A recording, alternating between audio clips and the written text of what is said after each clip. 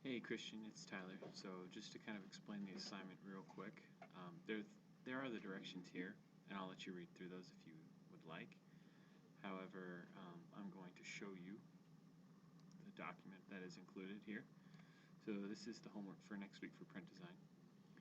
Here's a sample PDF, so you can kind of get a quick look at what it looks like. And you don't have to use the InDesign file I had, but I just made it and incorporated it so you could go in and change it real quick. So here, what I want you to do, let's go back and we'll just walk through it, I guess.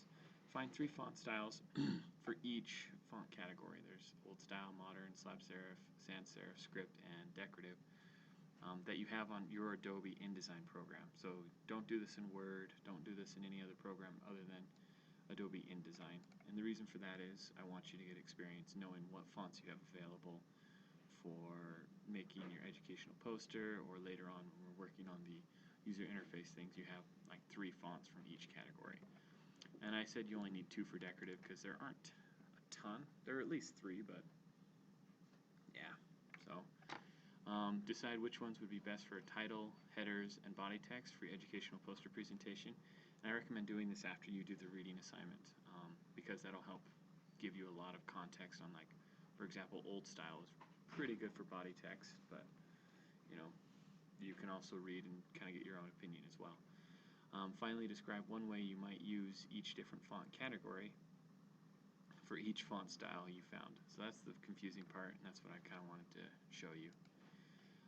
So in this document, you have here, this is the PDF version, there's also the InDesign one. So old style font category, I want you to find 3 fonts. And so just kind of highlight it, and then go and change the font in InDesign. In fact, I might just load up InDesign here. Give me a second. Okay, so we have InDesign loaded up. So basically what you can come in and do is you highlight like sample 1 and say you want this to be, I don't know, whatever an old style font is, pretend Nyla is. Then come in and type the font name here, so it's Nyla or something, Nyala. Sorry, and highlight the whole line. Make the whole line that font. And that way you kind of have a good selection of fonts. You get to play around, you get to experiment, see what kind of fonts there are. You get to also compare them to see how they shrink size. So for example, if I chose a different font, Palatino Linotype, Palatino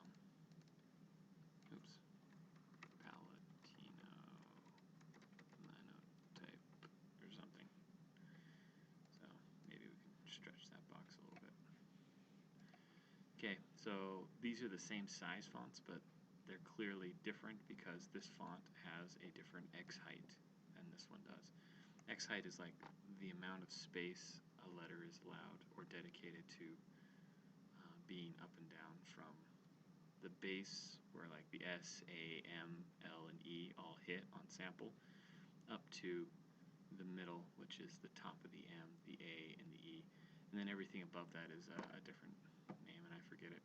So go through, repeat that for each category, and then down here insert font style sample here. So for example, old style would be best for headers or something, if that's what you think would be best after you've done the reading. So make sure you do the reading. And also maybe kind of experiment by looking at some educational posters.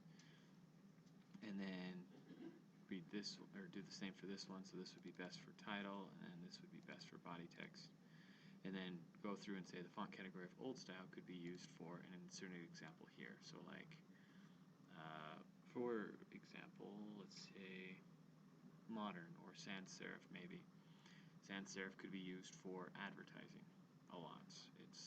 You see it a lot on billboards, just these big kind of fat lettered text that have no serifs.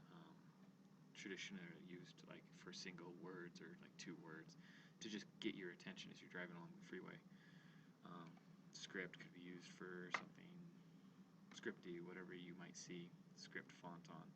So kind of use your imagination, think outside the box. You can say stuff like brochures, ads, movie ticket, I don't know.